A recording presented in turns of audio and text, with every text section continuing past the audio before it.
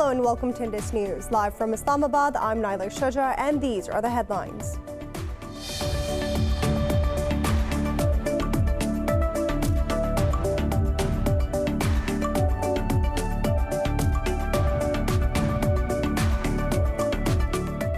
Qatar has confirmed Emir Sheikh Tamim bin Hamad Al Thani's attendance in the GCC summit in Saudi Arabia today. This comes after Riyadh and Doha agreed to open airspace and land and sea borders in major breakthrough in their three-year-old rift. Kuwait has been mediating between Qatar and 4 Arab states.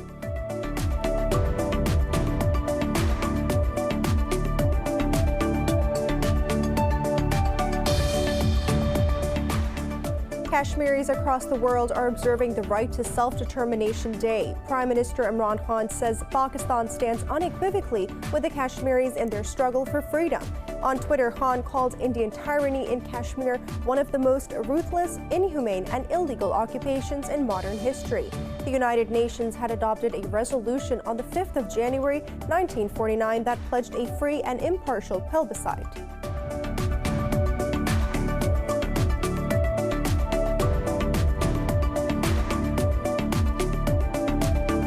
United States President-elect Joe Biden and outgoing President Donald Trump have held rallies in Georgia ahead of the Senate runoffs today. Speaking in Atlanta, Biden said that the election's result could chart the course, not just for the 4 years, but for the next generation. In Dalton, Trump warned that the Georgia runoff is the last line of defense against Democratic control of the Senate. Meanwhile, Georgia's top election official Brad Raffensperger debunked Trump's accusations of widespread voter fraud.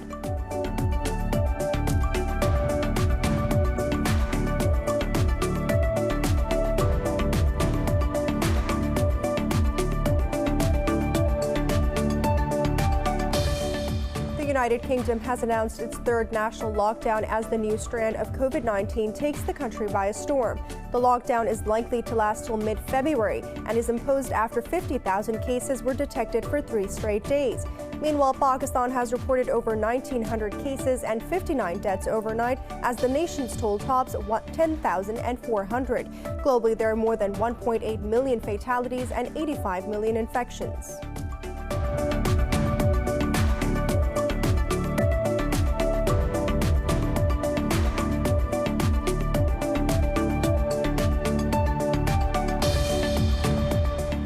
Pakistan are batting at 8 for losing a wicket at the stumps of third day against a final test against New Zealand. The visitors trail New Zealand by 354 runs after the Kiwis declared their first innings, amassing 659 runs for the loss of 6 wickets.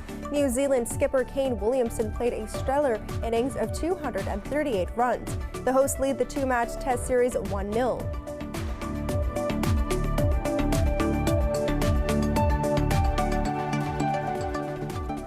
For more news and details, stay tuned. We'll be right back after a short break.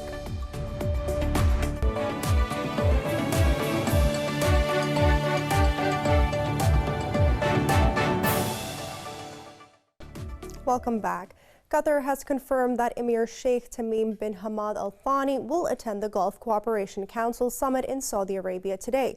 This comes after Riyadh and Doha agreed to open airspace and land and sea borders in a breakthrough in their 3-year-old rift. The Gulf states severed ties and imposed a blockade on Qatar in 2017 over accusations of supporting terrorism and an alliance with Iran.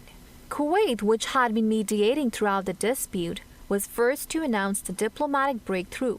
Meanwhile, U.S. President Donald Trump's advisor and son-in-law, Jared Kushner, also visited Riyadh and Doha recently in a final push by the administration to resolve the dispute. The lifting of the embargo by Saudi Arabia paves the way for Qatar's ruler to attend an annual summit of Gulf leaders. Saudi Crown Prince Mohammed bin Salman says Qatar's attendance will make the 41st summit comprehensive and inclusive. He said the summit will lead member states to reunification and reinforce the path toward prosperity and solidarity in the face of challenges in the Middle East. In a tweet, UAE Foreign Minister Anwar Gargash said the GCC summit will restore cohesion.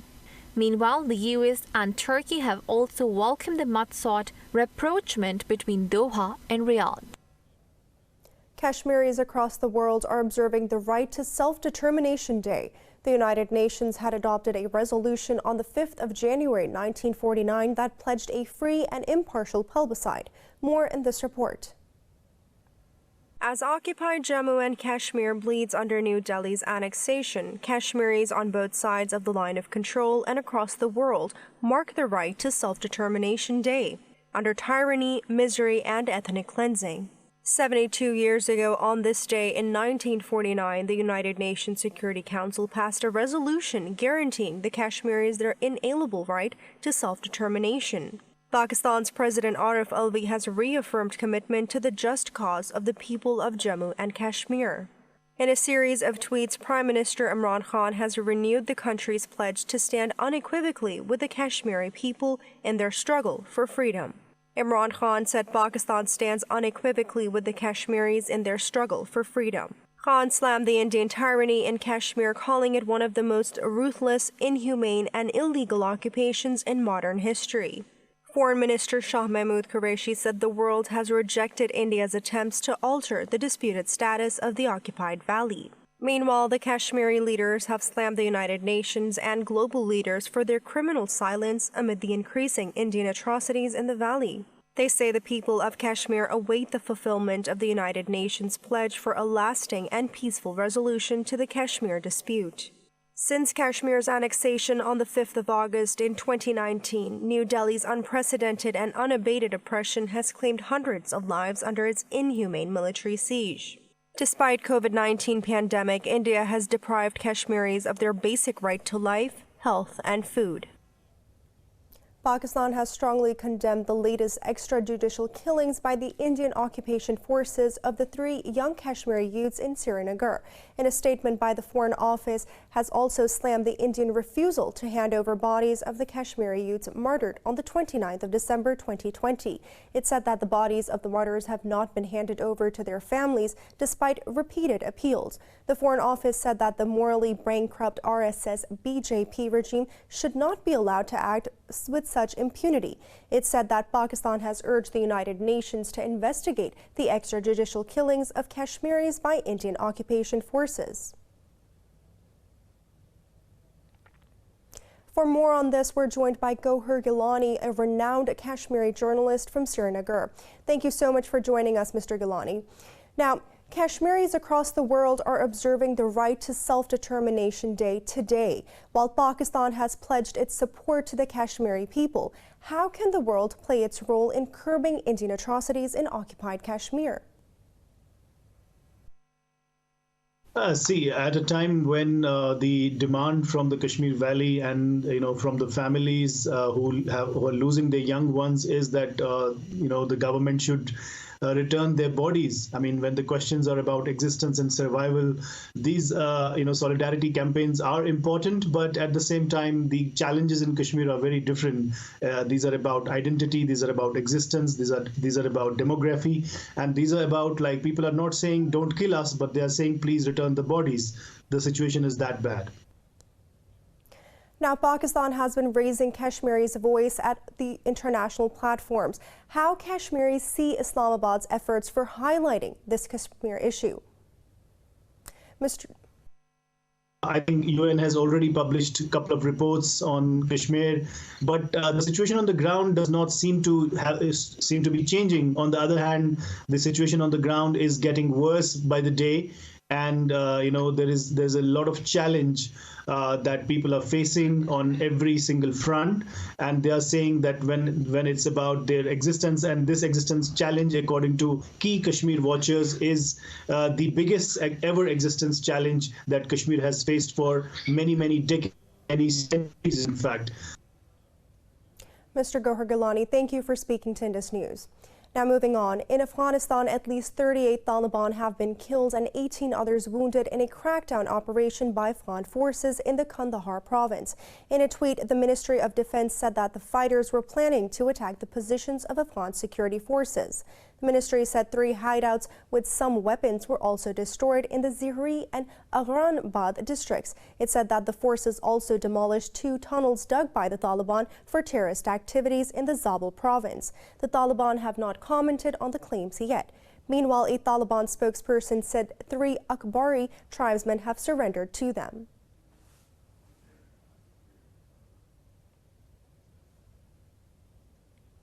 U.S. Special Envoy Zalmay Khalilzad says that the current levels of violence in Afghanistan are unacceptable. In a series of tweets, he said that the ones perpetuating the violence want to undermine the fragile peace process. The envoy said that both the Taliban and the Afghan government must make real compromises in the wider interest of Afghans. This comes hours after the United States and the Taliban traded barbs over the surge in violence in Afghanistan. The Taliban said U.S.-backed airstrikes in Afghanistan violated the Doha peace deal, but a spokesperson for the American forces rejected the accusations and urged all sides to reduce violence. South Korea says that it is making diplomatic efforts to secure the release of a tanker seized by Iran.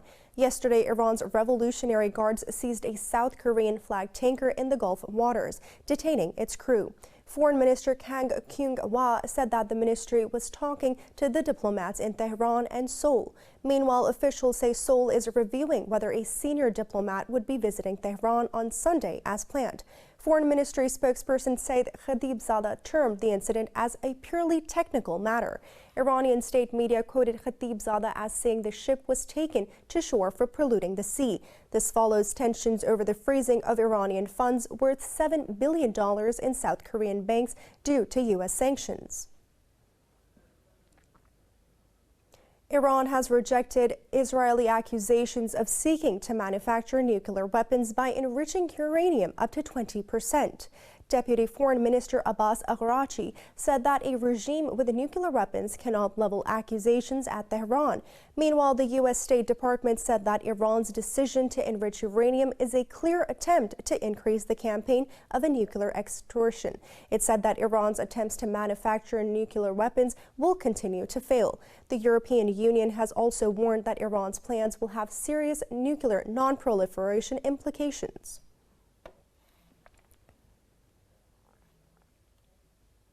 The United States President-elect Joe Biden and outgoing President Donald Trump have held rallies in Georgia ahead of Senate runoffs today.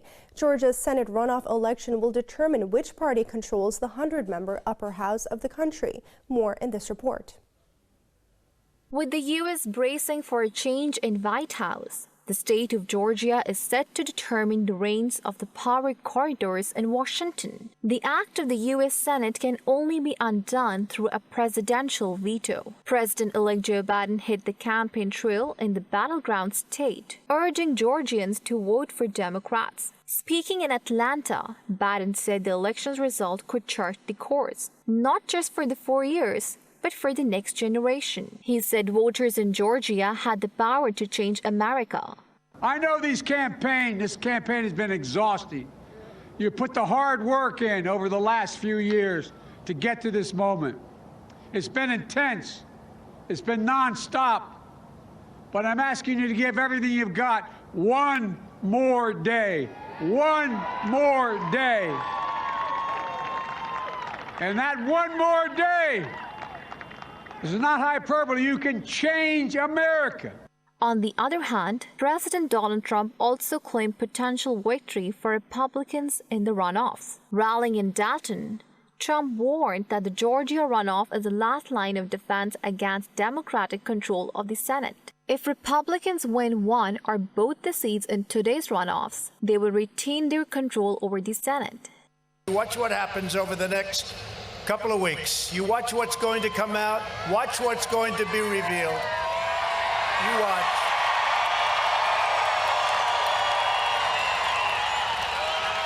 And I have to tell you that the stakes of this election could not be higher. If Democrats win both the seats, the 100-member chamber will split 50-50, extending the tie-breaking vote to Vice President-elect Kamala Harris. Meanwhile, Georgia's top election official, Brad Raffensperger, debunked Trump's accusations of widespread voter fraud. It's now time for a short break. Stay with us.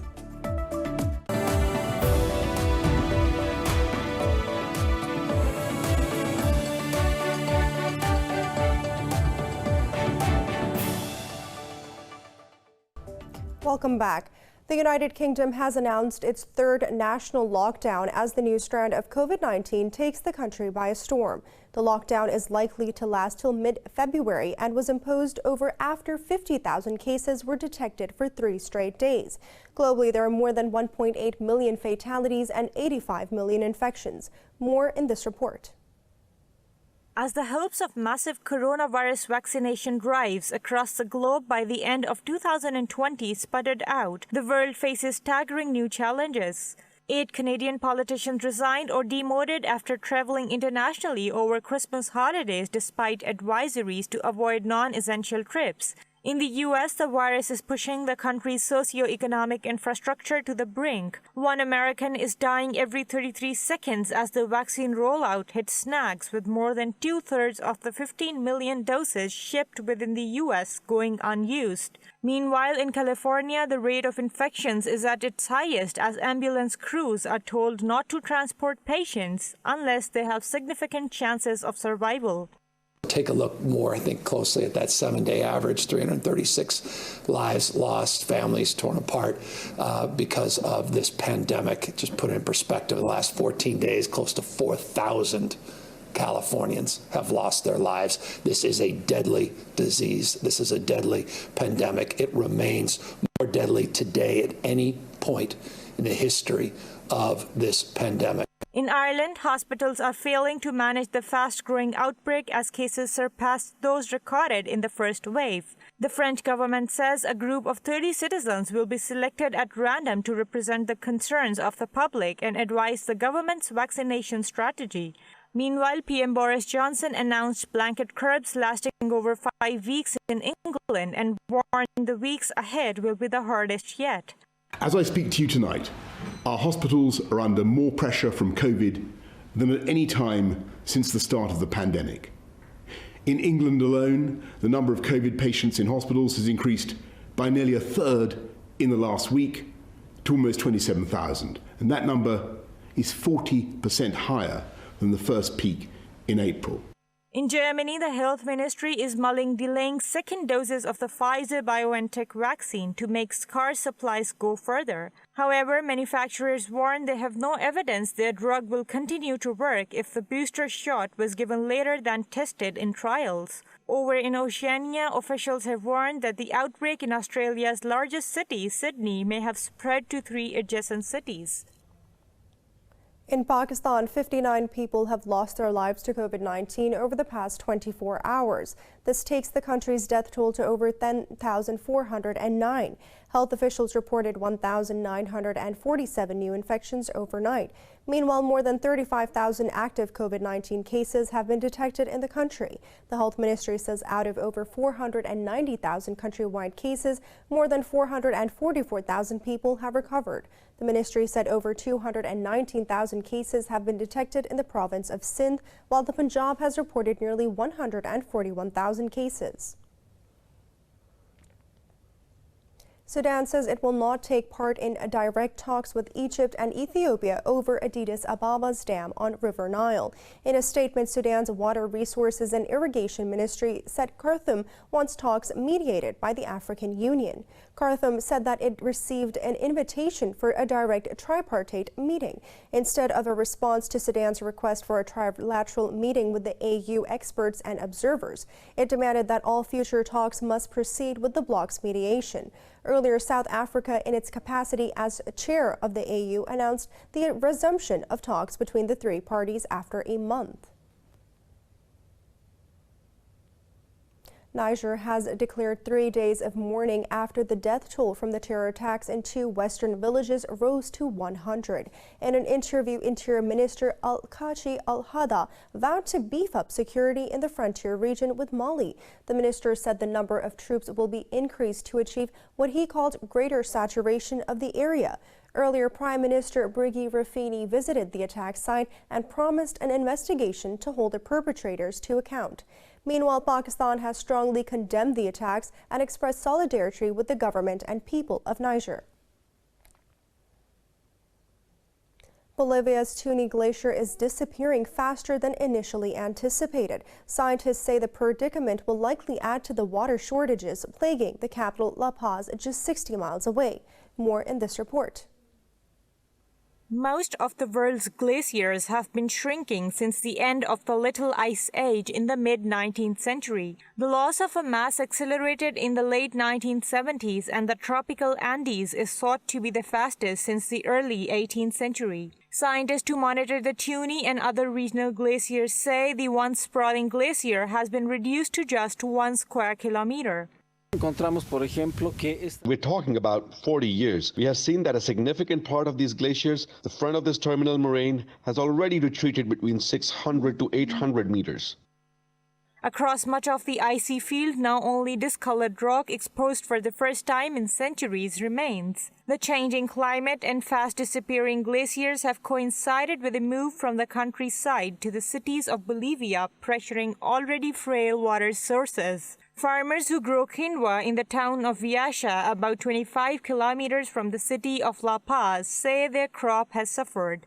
It has not rained for months. I think it's because of climate change, because Mother Nature is angry and it does not rain. In November, we have been punished by a cold snap for 2 weeks and quinoa production died. And now the sun is strong and strong heat has dried the quinoa. While the populations located at the foot of the Andes do not depend entirely on water from Bolivia's high Andean glaciers, scientists say the mountain ice has fed rivers used for irrigations of crops at least 20% of the water supply of La Paz.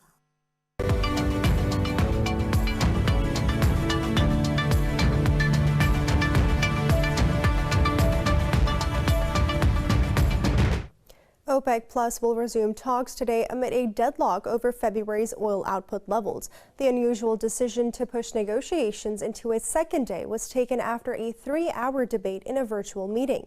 Saudi Arabia argued against pumping more oil due to new lockdowns. Saudi Energy Minister Prince Abdulaziz bin Salman said that markets are still fragile and need a new variant of coronavirus is unpredictable, while Russia led calls for higher production, citing recovering demand. Earlier, OPEC Secretary General Mohammed Burke Indo warned member states of downside risks facing the oil market. Stocks in Asia Pacific are trading mixed as investors monitor the vaccine rollout and fresh lockdowns. Shares of Chinese telecommunication giants surged after the New York Stock Exchange announced that it will no longer delist the firms.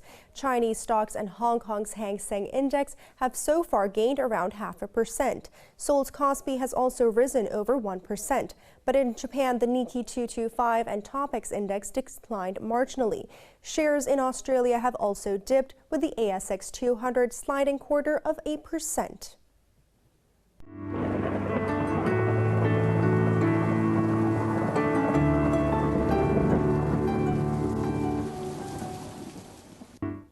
In Italy, heavy snowfall continued to hit the northern Alpine region after a weekend of extreme weather. It left some residential areas completely snowed in. The Alpine Adriatic Meteorological Society says more than 6 feet of snow fell in the mountainous area of Comilico, close to Austria. A video showed snow blocking the entrances to homes and buildings. As it continued to fall in the small village of Sappada in the region of Friuli Venezia Giulia, firefighters, civil protection units, and alpine rescue teams worked to clear the snow. More snowfall is expected to continue in the region in the coming days.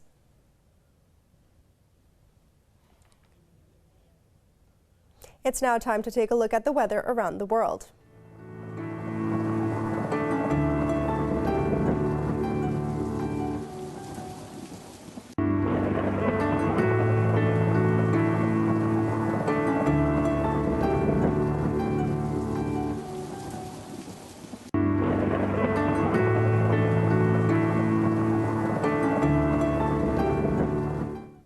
For the latest news updates, you can follow us on our social media at indus.news.